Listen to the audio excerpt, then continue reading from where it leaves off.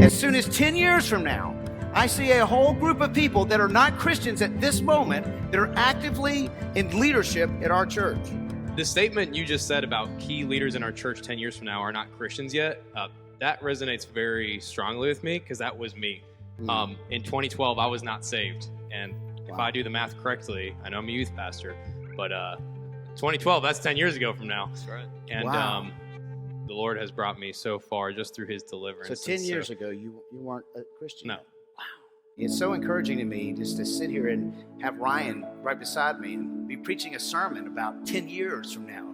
Who among us is not a believer that will be a leader in our church? And here's one right here. Our youth pastor 10 years ago was not even a Christian. What if no one had pursued him? What if no one had shared the gospel with him? And on the same side, what can God do with you? Some of you have been a Christian a lot longer than 10 years, but you haven't made any disciples. You haven't shared the goodness of God with someone else. So I want to challenge you with this one simple idea that the most caring action that you can take as a church family and as an individual in all the different places that you're going to go this week is to share Christ.